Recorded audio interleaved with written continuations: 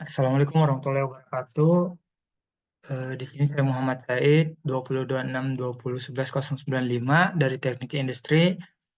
Di sini saya akan menjelaskan tentang penggunaan kinerja supply chain management, yaitu penggunaan metode AHP dalam pemilihan supplier.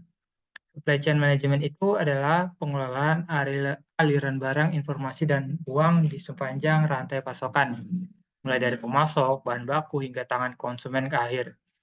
Nah, elemen-elemen kunci dari SCM itu meliputi perencanaan, pengelolaan pemasok, manajemen produksi, pengelolaan inventaris, distribusi dan logistik, pengelolaan dan pengembalian. Tujuan utama dari SCM ini itu yaitu efisiensi operasional, kualitas produk, kepuasan pelanggan. Dengan mengelola rantai pasok secara efektif, perusahaan dapat meningkatkan daya saingnya, mengurangi biaya, meningkatkan kualitas produk, dan memberikan pelayanan yang lebih baik kepada pelanggan. Nah, tantangan dalam SCM itu pertama pemilihan supplier yang tepat, di mana ada kualitas dan keandalannya, ada biayanya, kemitraan jangka panjang, kepatuhan dan etika. Untuk pengelolaan inventarisnya ada pengendalian persediaan, forecastingnya, just in time, dan manajemen risikonya. Untuk kolaborasi antara pemangku kepentingan, di mana ada komunikasi yang efektif, koordinasi proses, berbagi informasi, kemitraan strategis. Dan terakhir, di mana ada risiko dalam rantai pasokan, gangguan pasokan, fluktuasi permintaan, perubahan regulasi, keamanan, dan kepatuhan. Nah, intinya pemilihan supplier, yang pertama itu untuk menjaga kualitas produk dan jasa. Standar kualitas dari produk dan jasa itu harus dijaga dengan baik.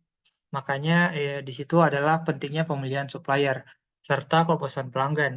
Yang kedua ada biaya dan efisiensi, di mana pengendalian biaya dan efisiensi operasional sangat bergantung dalam pemilihan supplier. Ketiga, keandalan ketersediaannya untuk menjaga konsistensi pasokan dan manajemen risikonya. Terakhir, di mana ada inovasi dan pengembangan produknya untuk kemitraan strategis dan kolaborasi R&D. Untuk metode AHP ini tuh analisis hierarki proses, di mana metode ini tuh dikembangkan sama Thomas L. Saatchi pada tahun 70-an. Nah, ini tuh awalnya digunakan untuk keputusan untuk beberapa kriteria berbeda. Jadi terdiri dari tujuannya, kriteria, subkriteria, dan alternatif keputusan. Kemudian dibandingkanlah dengan secara berpasangan gitu.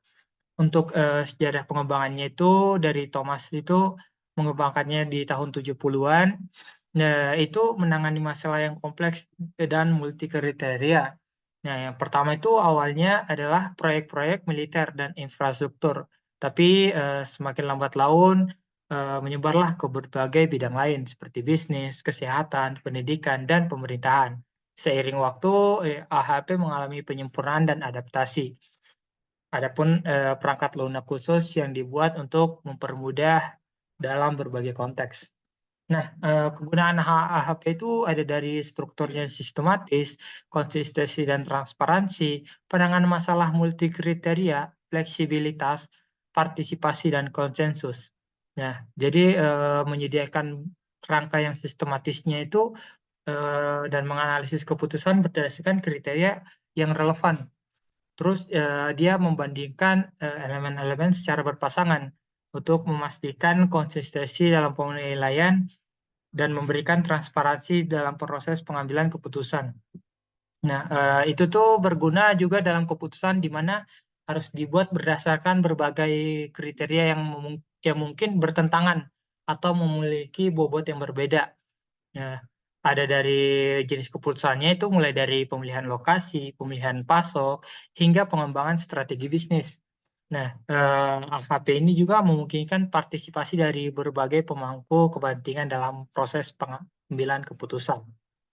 Nah, dari proses AHP itu, dari pertama itu identifikasi tujuannya dulu untuk mengambil keputusan yang akan ditujukan.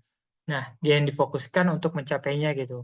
Nah, contohnya jika tujuannya adalah memilih supplier terbaik, maka yang tujuan didefinisikan adalah memilih supplier terbaik untuk perusahaannya. Nah, selanjutnya di mana menyusun struktur hierarki keputusannya. Nah, struktur hierarki keputusannya itu ya memecahkan masalah beberapa tingkatan gitu. Dari tujuannya, diikuti kriteria, subkriteria yang mempengaruhi keputusan pada tingkat terendah dan alternatif keputusannya.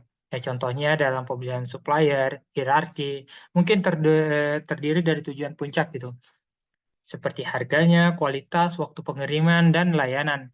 Adapun alternatif pemasok yang berbeda di tingkat terbawah. Nah, membuat perbandingan berpasangan seperti untuk menentukan preferensi relatifnya gitu. Menggunakan skala perbandingan yang dari 1 sampai 9 yang sama penting hingga sangat lebih penting. Di mana penilaian subjektifnya itu dilakukan secara survei atau diskusi pengambilan keputusan dari pemangku kepentingan juga. Nah, contohnya itu membandingkan kriteria dari harga dan kualitas, harga dengan waktu, pengiriman, dan seterusnya. Terus selanjutnya kita menghitung bobot kriterianya dari matriks pembandingannya, normalisasi, dan bobotnya. Jadi gunakan hasil perbandingannya itu sama untuk menghitung bobot relatif setiap kriteria dan subkriteria. Contohnya jika kualitas lebih penting daripada harga dan waktu pengiriman, maka bobot untuk kualitas akan lebih tinggi daripada yang lain. Dan sebagainya. Jika waktu yang lebih tinggi, maka bobot untuk waktu akan lebih tinggi daripada yang lainnya. Untuk konsistensi rasionya, yaitu berdasarkan seberapa konsisten penilaian yang diberikan. Jadi ada indeks dari rasio yang udah dituju, biasanya itu 0,1 atau 10%. Jika rasio ini lebih kecil atau sama dengan 0,1, maka itu dianggap konsisten. Jika lebih besar, maka perlu penyesuaian.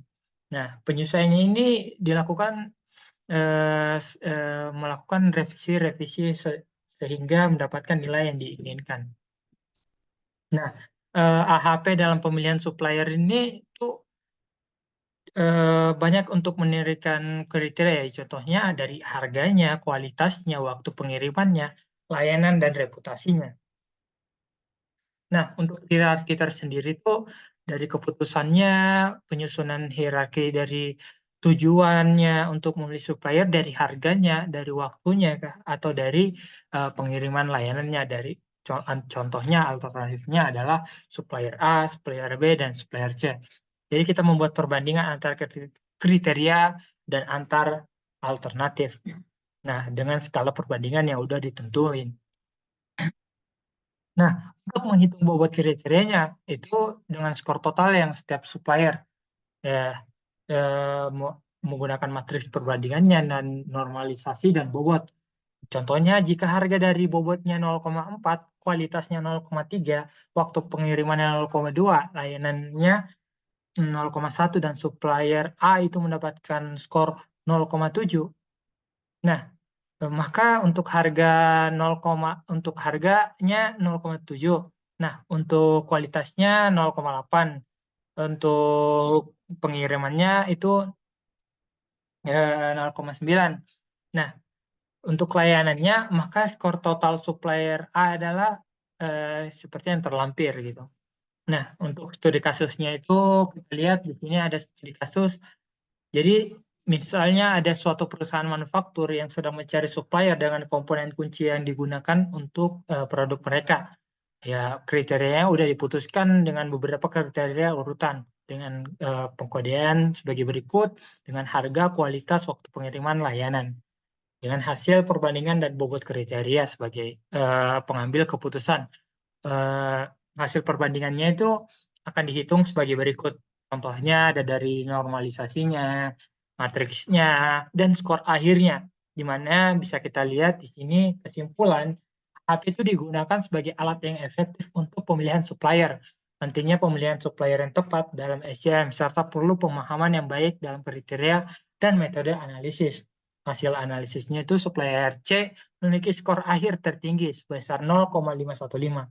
Sehingga supplier C terpilih sebagai supplier terbaik berdasarkan metode AHP. Supplier chain menunjukkan keunggulan dalam kualitasnya, waktu pengiriman, dan layanan yang mempengaruhi keputusan akhir. Nah, sekian dari saya. Kurang lebihnya mohon maafkan. Wabillahi taufiq wal hidayah. Wassalamualaikum warahmatullahi wabarakatuh.